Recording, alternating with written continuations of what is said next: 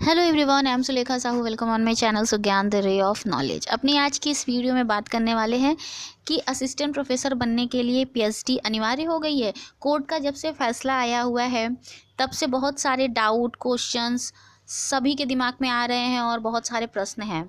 तो अपने इस वीडियो में मैं आपको जो है कि दो अपडेट्स दूंगी, साथ ही साथ में सारा कुछ डिटेल में हम समझेंगे और आपको वो अपडेट्स मैं पढ़ के सुनाऊंगी भी और बताऊंगी भी, तो जिससे आपके सारे डाउट क्लियर हो जाने वाले हैं। ठीक है, उसके पहले अगर आप चैनल पर नए हैं तो चैनल को सब्सक्राइब करके बेल आइकन ऑल कैटेगरी में प्रेस कर लें ताकि आपको मेरे आने वाली हर वीडियो की नोटिफिकेशन अपने मोबाइल स्क्रीन पर सबसे पहले मिल जाए। साथ ही साथ में असिस्टेंट प्रोफेसर की रिक्रूटमेंट के लिए आप मेरी प्लेलिस्ट रिक्रूटमेंट और जॉब पर विजिट करें, पीएचडी के लिए पीएचडी प्लेलिस्ट पर विजिट करें, स्कॉलरशिप के लिए स्कॉलरशिप पर, यूजीसी नेट फर्स्ट पेपर के लिए यूजीसी नेट फर्स्ट पर और असिस्टेंट प्रोफेसर के एग्जाम्स के सिलेबस के लिए आप मेरी प्लेलिस्ट सिलेबस पर विजिट करें।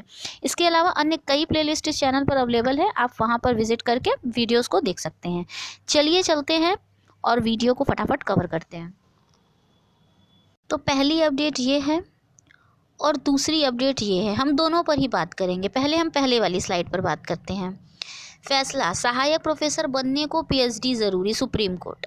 देखिए, केरल हाई कोर्ट के फैसले को रद्द करते हुए सुप्रीम कोर्ट ने कहा कि एआईसीटीई विनियमों के अनुसार 5 मार्च 2010 के बाद सहायक प्रोफेसर के पद के लिए पीएचडी अनिवार्य है। जस्टिस संजय किशन कौल की पीठ ने केरल हाईकोर्ट के फैसले के खिलाफ दायर विशेष अनुमति याचिकाओं को खारिज कर दिया है। हाईकोर्ट ने अपने फैसले में सहायक प्रोफेसरों की ओर से दायर 12 याचिकाओं के एक बैच का निस्तारित किया था।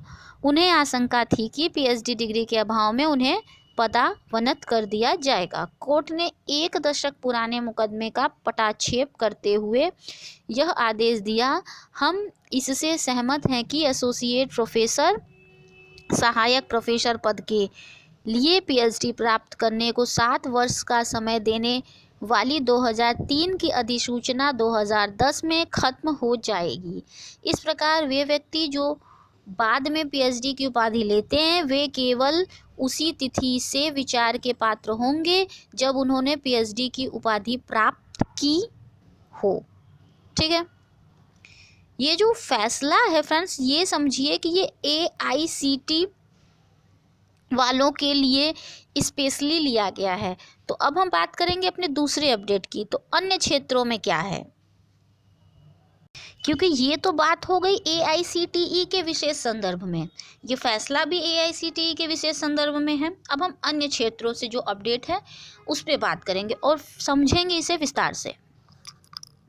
अब देखिए, असिस्टेंट प्रोफेसर के लिए नेट नहीं रहेगा ज़रूरी।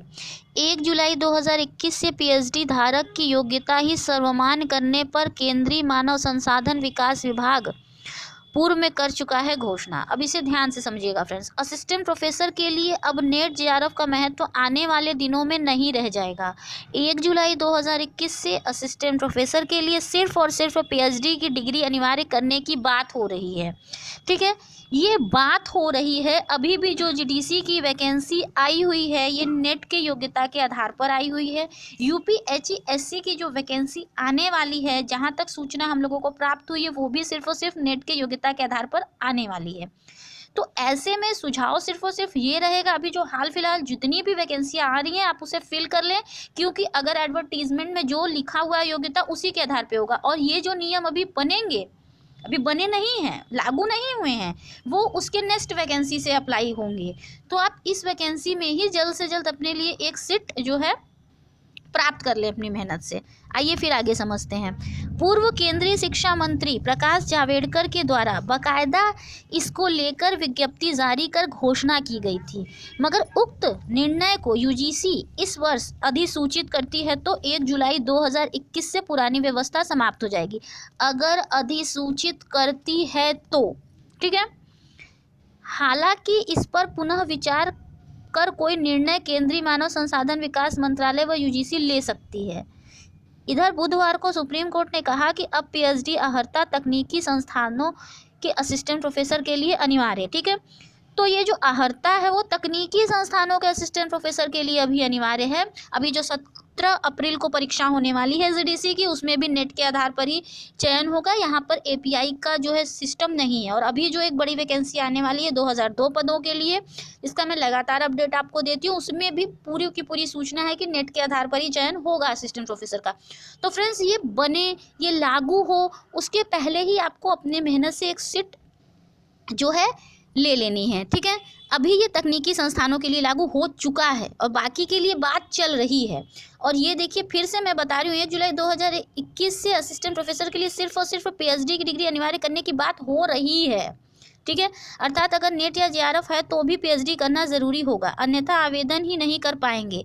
इस आलोक में भी एमएचआरडी के द्वारा वह निर्णय होना लगभग तय माना जा रहा है, ठीक है। अभी हुआ नहीं है, माना जा रहा है। तो अभी हाल फिलहाल जो भर्तियां हो रही है वो नेट पर हो रही हैं। जानकार बताते हैं कि नेट जेआरएफ उत्तीर्ण अभ्यर्थी पीएचडी के लिए योग्य होंगे। जेआरएफ अभ्यर्थियों को प्राथमिकता मिलेगी।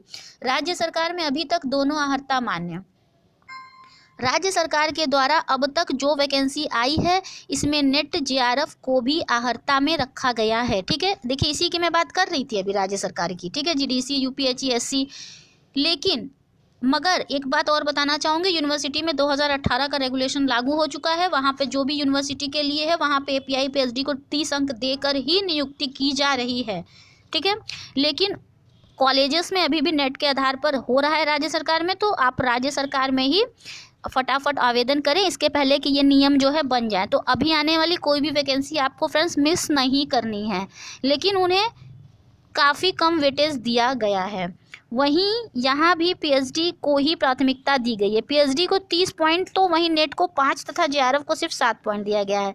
अर्हता हटाई नहीं गई है, लेकिन उनकी बहाली तभी होगी जब उक्त पोस्ट के लिए किसी पीएचडी धारक का दावा नहीं होगा। जानकार बताते हैं कि आगे जो भी वैकेंसी राज्य सरकार के द्वारा भी अगर आती है तो उसमें भी नेट जेआरएफ अर्हता नहीं रहेगी। सिर्फ पीएचडी डिग्री एकेडमिक रिवाइज व साक्षात्कार की नियुक्ति का एकमात्र आधार होगा। तो ऐसे में सिर्फ और सिर्फ विकल्प यही है कि अभी हाल फिलहाल अभी ये नियम लागू नहीं हुआ है।